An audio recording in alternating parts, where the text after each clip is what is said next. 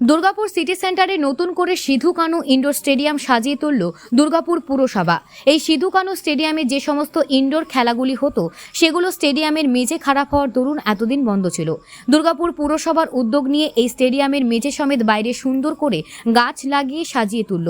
শুক্রবার দুপুর 1টায় নতুন করে সিধু কানু স্টেডিয়ামের দ্বারোদ্ঘাটন করলেন দুর্গাপুর পুরসভার পুরো প্রশাসক অনিন্দিতা মুখার্জি। সঙ্গে ছিলেন প্রশাসক মণ্ডলের সদস্য দীপঙ্কর লাহা, ধর্মেন্দ্র যাদব সহ পুরসভার আধিকারিকরা। 3,53,27,094 টাকা ব্যয়।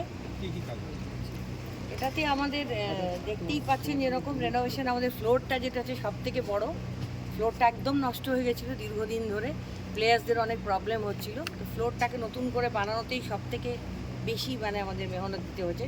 97,59,160 টাকা এখানে ব্যয় হয়েছে।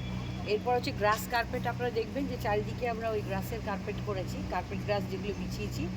পেন্টিং হয়েছে সমস্ত, ইনডোরটা আপনারা দেখতে পাচ্ছেন পেন্টিং হয়েছে, এছাড়া আউটডোরে পেন্টিং হয়েছে সমস্ত, আউটডোর পেন্টিং। এরপরে হচ্ছে কিছু গাছ লাগানো হয়েছে, বিউটিফিকেশনের কাজ হয়েছে, আপনারা দেখেছেন বটল পাম্প গাছ ট্রান্সপ্লান্টেশন এসব হয়েছে।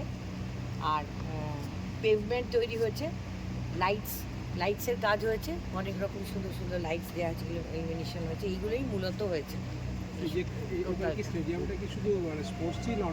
না, একদম শুধুমাত্র স্পোর্টসের জন্য ইনডোর স্টেডিয়াম। আপনারা শুনলে খুশি হবেন যে বড় নাম্বার 5 যেটা এখানে ছিল, যেটা আমাদের জায়গার অভাবে স্টেডিয়ামেরই একটা পার্টে আমরা করতাম, সেটাকে আমরা শিফট করে নিচ্ছি খুব শিগগিরই। পিয়ালায় আমাদের একটা ইউনিট আছে সেখানে, তো এটা কমপ্লিটলি ইনডোর গেমসের জন্যই ব্যবহৃত হবে। কারণ এখানে ইন্টারস্টেট, তারপরে আমাদের ইন্টার ডিস্ট্রিক্ট, আপনারা দেখেছেন বিভিন্ন রকমের ইনডোর গেমস খেলা হয়ে থাকে। আর খুব একটা গেম সংক্রান্ত যদি কোনো কনফারেন্স বা কোনো মিটিং এই ধরনের কিছু থেকে থাকে, সবটাই খেলাধুলো সংক্রান্ত হবে। কালচারাল হবে, খেলার সঙ্গে হবে। কালচারাল বলতে না পার্টিকুলারলি কোনো কালচারাল অনুষ্ঠান, কোনো কলেজকে ভাড়া দেওয়া বা এগুলো এখানে অনুষ্ঠান করার জন্যে, সে যত বড় কালচারাল প্রোগ্রামই হোক, আমরা স্টেডিয়ামটা খেলা ছাড়া কিছু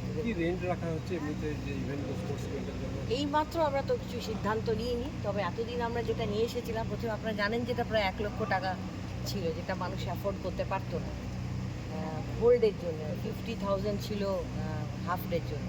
পরে আমাদের মিটিংয়ে সিদ্ধান্ত হয় যে 50,000 এবং 25,000 হয়, সেটাও সাধারণ মানুষ অ্যাফোর্ড করতে পারে না বলে আমরা এখন 10,000 করে মাত্র ভাড়া করেছি।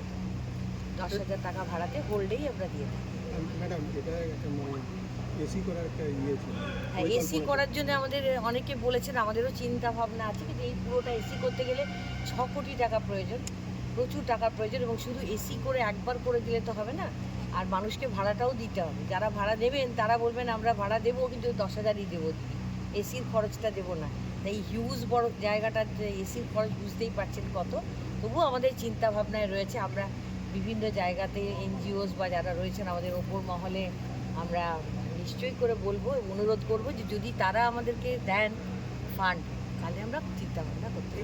এখানে আপনারা বড় অফিসটা সরিয়ে নিচ্ছেন, এছাড়াও দু একটা অফিস রয়েছে, সেগুলো কি হবে? না, অফিস বলতে ম্যাক্সিমাম যারা রয়েছে তারা খেলারই অফিস রয়েছে, বিভিন্ন table tennis association, Gitanjali Trinamool কার্যালয় বলে, হ্যাঁ তৃণমূল কার্যালয় রয়েছে, যেটা আমাদের দিলীপ অবস্থি সাহেব থাকতেই হয়েছিল। এই মোমেন্টেই তো কার্যালয় সরিয়ে নেওয়ার কোনো পরিকল্পনা আমাদের নেই। যদি জায়গার দেখি যে না সেরকমভাবে জায়গা হচ্ছে না বা কোনো অসুবিধে, ওটা তো একদম আলাদা, ওটা একটা কোণে শেষের দিকে একটা প্রান্তে রয়েছে, ওখানে খেলাধুলো কোনোভাবে ডিস্টার্বেন্স হবে বলে তো মনে হয় না। আপনি যদি বড়টা সরিয়ে নিলেন সেরকমটাই ওই বড়টা একদম এইখানেই ছিল। কোনো বাধ্যবাধকতা আছে আপনার তৃণমূল কার্যালয় সরানোর জন্য? না না না, কারণ এরকম বাধ্যবাধকতামূলক তো কিছু নেই, ওটা আছে, ওটা এক প্রান্তে আছে, সেখানের জন্য আমার এই মহলের কোনো ডিস্টার্বেন্স হয় না। কিন্তু বড় অফিস করলে সারাদিন মানুষজন আসবে যাবে, তাদের ছবি তোলা হবে, স্বাস্থ্যসাথীর ছবি তোলা হবে। চেম্বারে আবেদন করেছে, ওরকম যদি যারা সমাজ কল্যাণমূলক কাজ করে থাকেন, তারা যদি কোনো জায়গায় চান অফিস বাইরের দিকে, যেখানে আমাদের এখানে কোনো ডিস্টার্বেন্স হবে না, আমরা নিশ্চয়ই। Thank you.